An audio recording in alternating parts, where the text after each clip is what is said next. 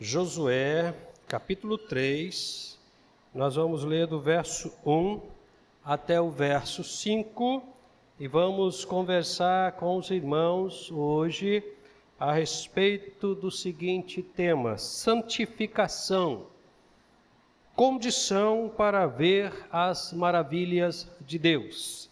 O tema que o Senhor colocou em nosso coração para a igreja esse ano é uma igreja no centro da vontade de Deus. Então nós precisamos conhecer a vontade de Deus, e a Escritura Sagrada tem nos informado que a santificação do povo de Deus é também a vontade de Deus. Então nós precisamos conhecer um pouco sobre santificação, e conhecendo sobre santificação, conhecemos também um aspecto da vontade de Deus, e conhecendo esse aspecto da vontade de Deus, nós estamos caminhando para o centro desta vontade. Josué, capítulo 3, versos do 1 ao 5, nos diz assim: Josué levantou-se de madrugada e, partindo de Sitim com todos os israelitas, chegou ao Jordão e ficaram ali antes de atravessá-lo.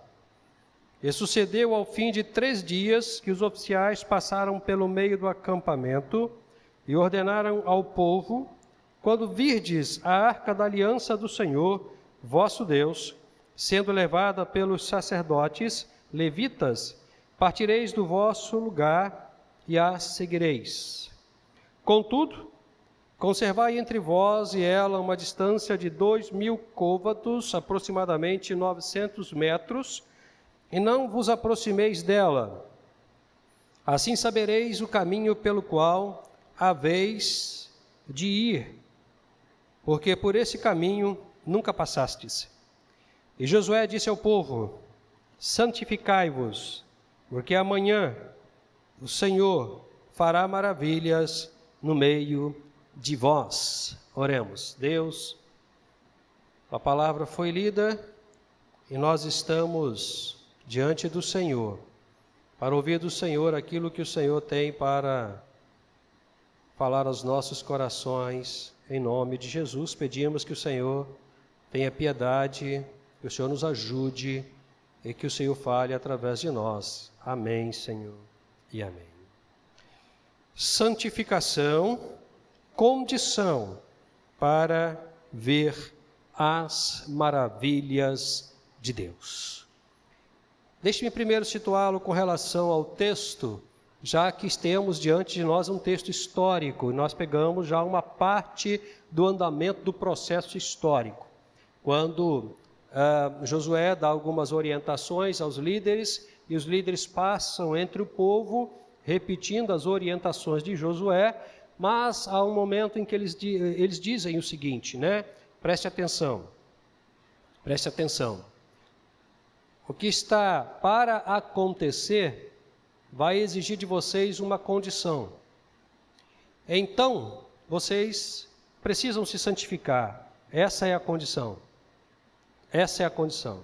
Para que vocês vejam as maravilhas de Deus. A história é a seguinte: Moisés, grande líder de Israel, faleceu. Havia necessidade de substituí-lo.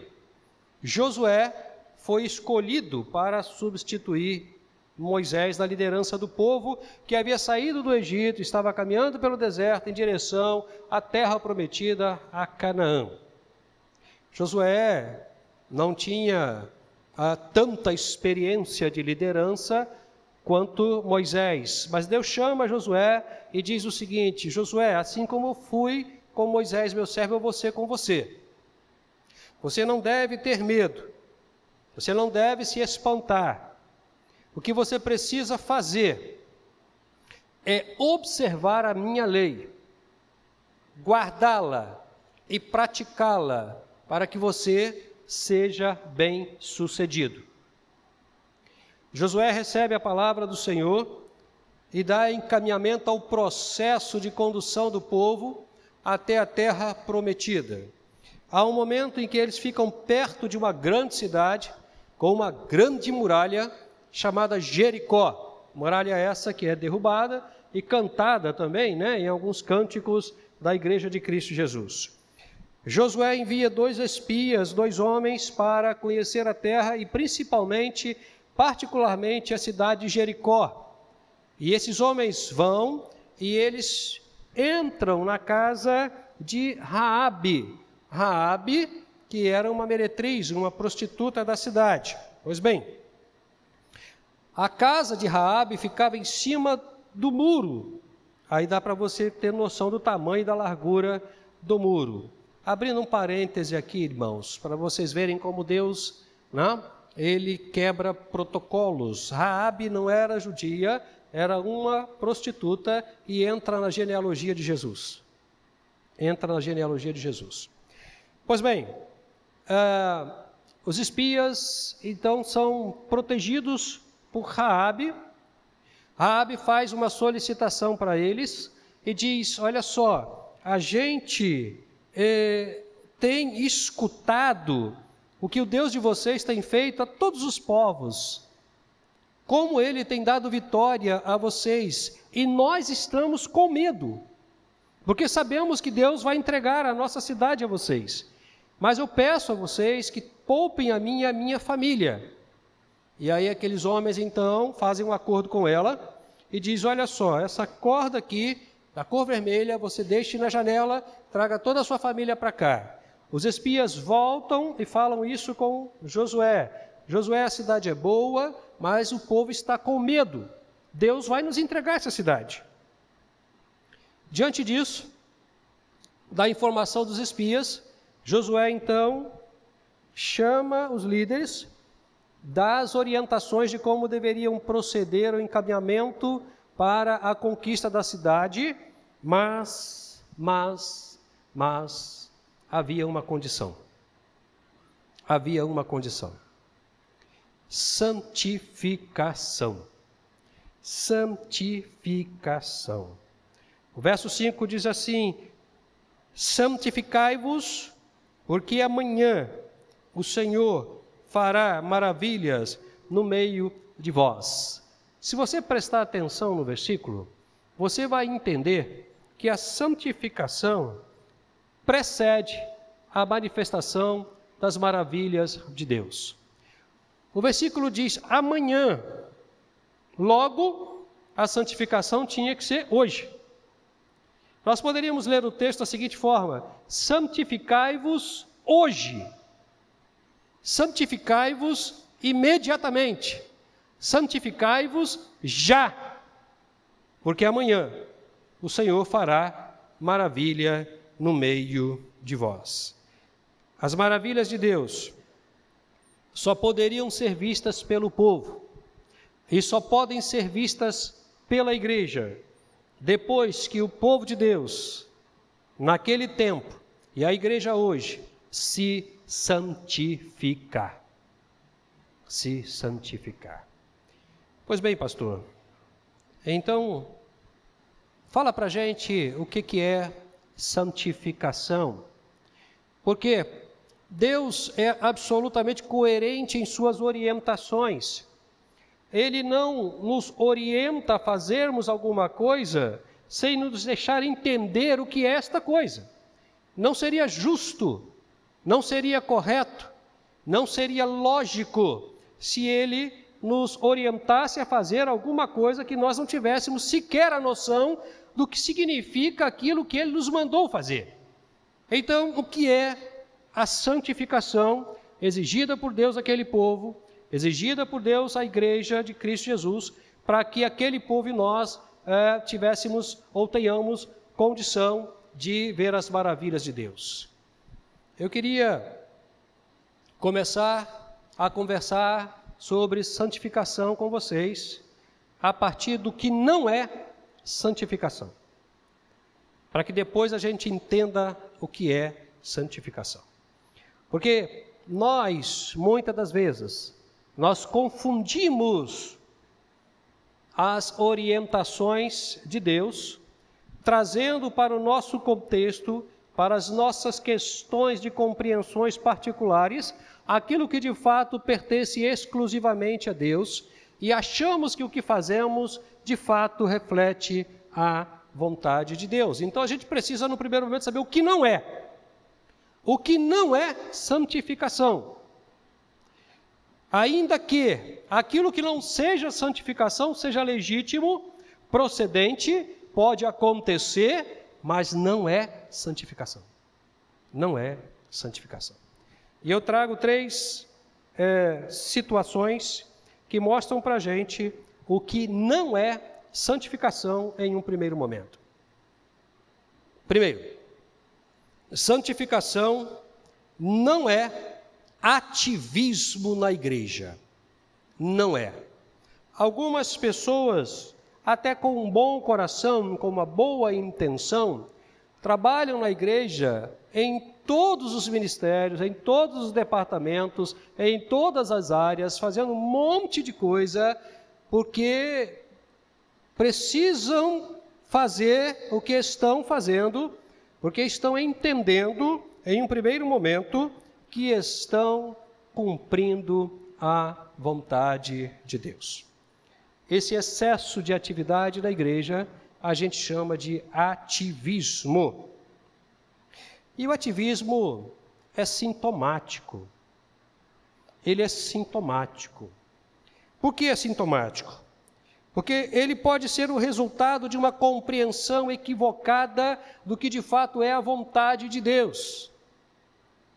Algumas pessoas estão trabalhando na igreja, estão envolvidas nos processos eclesiásticos, estão limpando a igreja, lavando a igreja, cuidando da igreja, trabalhando nos ministérios, achando que de fato e exclusivamente, eu queria que vocês entendessem e gravassem essa palavra, exclusivamente estão cumprindo a vontade de Deus. Mas o excesso, o exagero nas atividades gera uma situação muito delicada nas nossas emoções e nas nossas espiritualidades. É comum você ver pessoas muito envolvidas na igreja, mas hipersensibilizadas, estressadas, nervosas, desgastadas, porque o excesso de trabalho desgasta, cansa. A igreja mesmo, eu agradeço a Deus por isso, alguns diáconos, eu agradeço a Deus por isso, puxaram a minha orelha e disseram: pastor, tira férias. É notório o seu cansaço. Por quê? Porque o trabalho cansa. E o excesso de trabalho desgasta. E aí algumas coisas começam a acontecer. Alguns sentimentos se afloram. Algumas percepções equivocadas se apontam. E algumas manifestações da intenção do coração se apresentam nas relações. Há algumas coisas que a gente fica ouvindo, prestando atenção e tentando entender por que está acontecendo isso. Pessoas comprometidas à igreja, mas que estão hipersensibilizadas, que não estão desgastadas emocionalmente, espiritualmente, e que começam a julgar a igreja, achando que quem está errada é a igreja. Uma vez eu ouvi um líder falar com um grupo de liderados o seguinte: é melhor que eu dê uma bronca em vocês, e a palavra não foi essa, a palavra foi outra, do que outras pessoas briguem com vocês. E eu fiquei pensando, o que está no coração dessa pessoa? O que está no coração dessa pessoa? O nível de desgaste emocional, talvez a reflexão de um trauma, de um desgaste físico, levou essa pessoa a entender que de fato ela tinha autoridade até para dar uma bronca nas pessoas com quem ela trabalhava. O ativismo pode ser o resultado de uma compreensão equivocada do que significa servir Jesus. A gente troca, né, o trabalho do reino pelas atividades da igreja. Mas o ativismo também pode ser uma fuga de quem não tem coragem de enfrentar os seus problemas de frente. Então ela vai ocupar o seu tempo, a sua mente com as atividades da igreja, porque enquanto ela está trabalhando, ela não está pensando nos problemas. Muitas das vezes as pessoas estão fugindo dos problemas, vindo para a igreja trabalhar. Mas a pergunta que eu faço é, e quando ela retorna para casa, que fica sozinha, como é que fica o coração e a mente? Porque o problema tem a faculdade de acompanhar a gente, até que de fato ele seja resolvido. Mas aonde eu for, ele vai. Algumas pessoas chegam para a gente ao longo da nossa caminhada e dizem, pastor, estou indo para outra igreja. Ah, por quê? Porque eu quero mudar de ambiente, aqui tem muito problema, aí vai para lá, daqui a pouco sai de lá, vai para outra, daqui a pouco sai de lá, vai para outra, e assim vai embora. Porque os problemas acompanham a gente, eles são inerentes ao processo da nossa caminhada. E algumas pessoas não foram construídas emocionalmente, não são maduras o suficiente para enfrentar o seu problema de frente e vencê-los em nome de Jesus, e aí buscam no ativismo uma forma de fugir deles. Santificação não é ativismo. Santificação também não é moralidade. Não é moralidade. Uma boa conduta moral não é exclusividade do cristão, meus queridos. Todas as pessoas que desejam viver bem e respeitosamente seus relacionamentos, vivem moralmente as suas relações. Mas todo cristão deve ter uma vida moral exemplar. Santificação também não são atos de bondade. A bondade e o cuidado com o próximo é uma inclinação da natureza humana. Ainda que todo cristão deva ser bondoso ao extremo e cuidar dos seus semelhantes, como Cristo cuidaria. Não tem problema você trabalhar na igreja. É uma obrigação sua ter uma vida moral elevada. É obrigação sua ser bondoso e cuidar das pessoas. Mas isso não substitui a santificação. Porque muitas pessoas que não têm nenhum compromisso com Jesus, elas trabalham, elas têm vida moral elevada e elas são bondosas. Mas não tem compromisso com Jesus. Não tem compromisso com Jesus.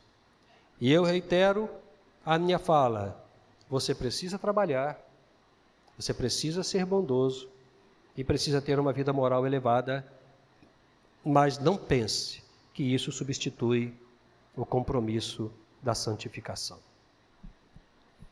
Então, o que é a santificação? Eu vou definir para vocês. Toda a Bíblia, do Gênesis ao Apocalipse, nos ensina que santificação é uma posição no reino de Deus, onde o cristão, profundamente apaixonado por Cristo, o seu semelhante e a igreja, tem condição de ser usado por Deus para o cumprimento da sua vontade e ter como resultado as maravilhas de Deus. Vou repetir, apesar de estar sendo gravado e transmitido. Toda a Bíblia nos ensina que santificação é uma posição no reino de Deus, onde o cristão, profundamente apaixonado por Cristo, seu semelhante e a igreja, tem condição de ser usado por Deus para o cumprimento da sua vontade e ter como resultado as maravilhas de Deus. Vamos detalhar alguns aspectos dessa definição. Primeira coisa, a santificação é resultado de uma vida comprometida com a leitura e a meditação das Escrituras Sagradas de forma séria. De forma séria. Eu às vezes vejo pessoas lendo a Bíblia, campeonato de leitura bíblica, sabem versículos de cor, mas as vidas não estão transformadas pela palavra de Deus. Então não estão santificadas. estão lendo a Bíblia como um livro qualquer. Santificação é resultado de uma vida comprometida com a leitura e a meditação na palavra de Deus para a mudança significativa da vida. A Escritura Sagrada é o único manual de orientação para a nossa santificação. Muitas pessoas têm buscado santificação em movimentos, em trejeitos, em palavras mansas, em experiências religiosas, em opiniões pessoais ou de terceiros, mas isso não nos traz a devida orientação a respeito do que seja santificação. Apenas a Escritura Sagrada, a palavra de Deus é o verdadeiro manual de orientação, de santificação. O que eu mais escuto no gabinete e no seminário é: Deus falou comigo. E aí você vai ver o que Deus falou com a pessoa e está absolutamente contrário ao que diz a Escritura Sagrada. Substituindo a palavra de Deus por momentos de experiências místicas ou de movimentos religiosos que só trabalham, aprofundam e prejudicam as emoções.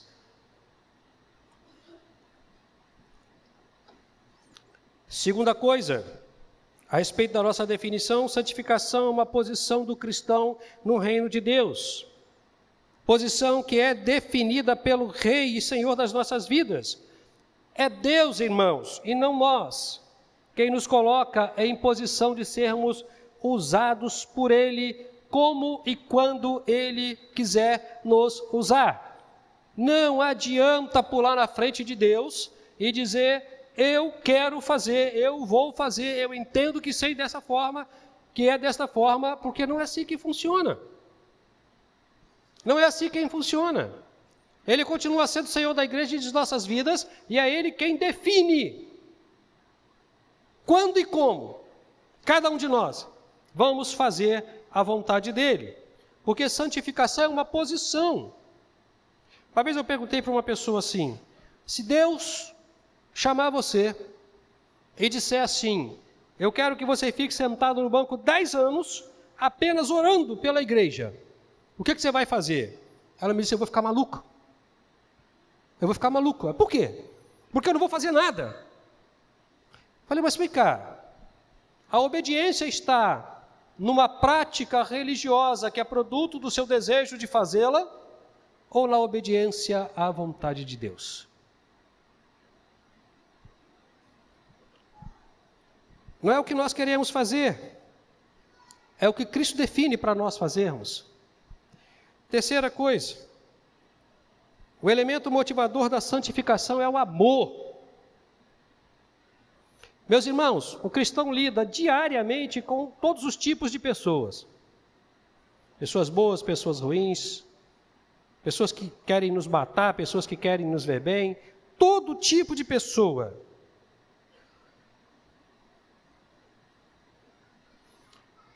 Tem que ter amor. Tem que ter amor. Porque senão, meu querido, você não consegue caminhar com essas pessoas. O amor leva a gente até pessoas, situações e lugares desafiadores, até mesmo para a nossa compreensão.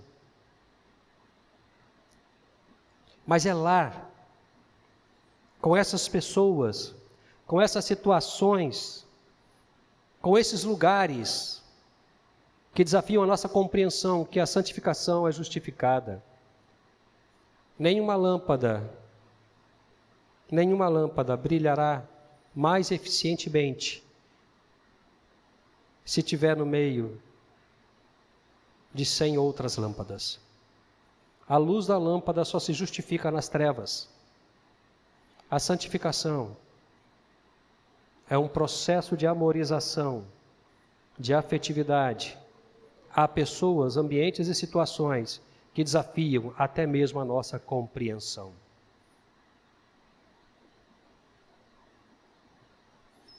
Por fim, o resultado da santificação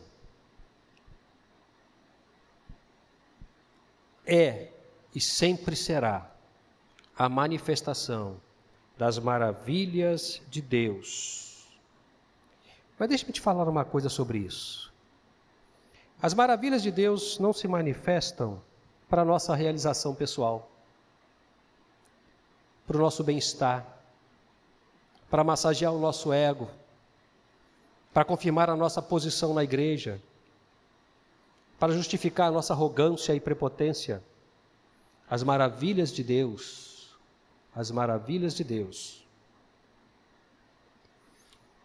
elas edificam a igreja, mas fundamentalmente glorificam a Deus. Glorificam a Deus. Quando Josué vai em direção a Jericó, ele percebe que aquelas muralhas que cercavam Jericó, sob ponto de vista da humanidade, eram impossíveis de serem derrubadas. Impossíveis de serem derrubadas. Ninguém, nenhum exército, nenhum homem conseguiria derrubar aquelas muralhas. Mas Deus derruba. Deus derruba.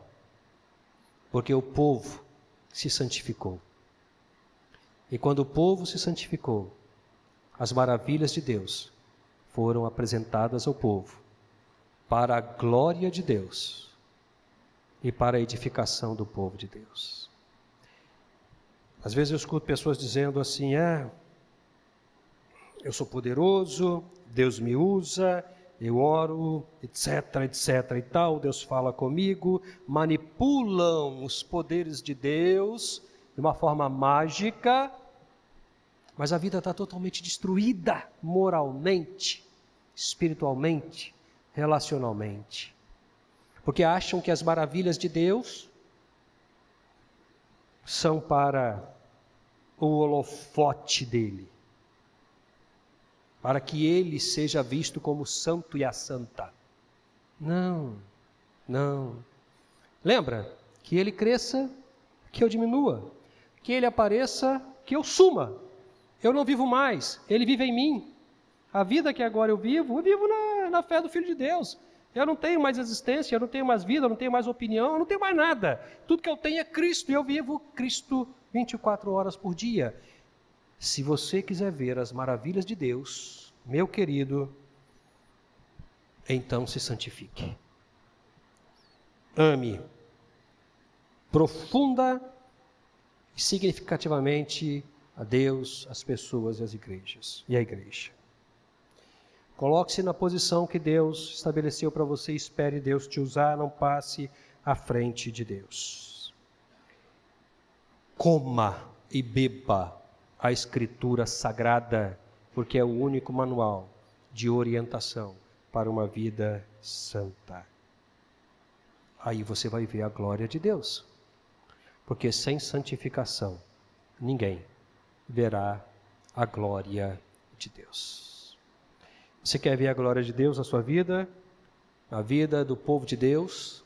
Você quer ter as vitórias de Deus na sua vida, na vida do povo de Deus? Santifique-se. Santifique-se. Santifique os seus olhos, a sua boca, seus ouvidos, sua mente, seu coração, suas relações,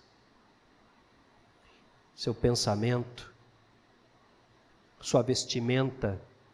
Santifique-se. Santifique-se. Porque somente assim você verá a glória de Deus. O contrário pode estar acontecendo na sua vida. Porque resultados positivos sempre acontecem quando há manifestações do bem. Não tenho dúvida disso. Mas nem sempre a manifestação do bem como resultado de atividades positivas significa a glória de Deus na sua vida. Pode ser meramente o resultado da sua bondade. E você pode estar sendo enganado por você mesmo e pela sua compreensão do que é a vontade de Deus. Não se engane. Não se engane. Sem santificação, você não verá a glória de Deus, mesmo que os resultados das suas atividades sejam positivas. Santifique-se, santifiquemo-nos, porque essa é a vontade de Deus para o seu povo. Amém? Que o Senhor nos abençoe, que o Senhor nos proteja, que o Senhor faça frutificar a sua palavra em nossos corações nessa manhã. Nós vamos fazer uma pequena inversão aqui com relação ao término. A irmã Rosângela incumbiu o grupo de louvor de fazer praticamente a abertura, né?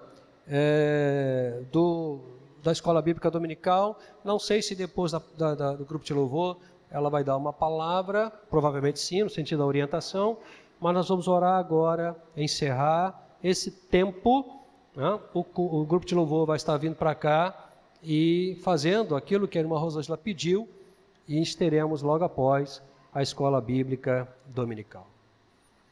Senhor, muito obrigado por ter falado aos nossos corações, de uma forma muito especial, muito carinhosa, muito amorosa, nos chamando a atenção para uma vida santa, para que a sua glória seja manifestada em nosso meio. E o seu nome seja glorificado e nós possamos ser edificados. Que a tua palavra encontre guarida em nossos corações. E que, de fato, nós sejamos uma igreja no centro da sua santa vontade. É a nossa oração. Em nome de Jesus. Amém, Senhor, e amém. O grupo de louvor está com a palavra. Logo após, então, estaremos sendo encaminhados, devidamente encaminhados, para a Escola Bíblica Dominical.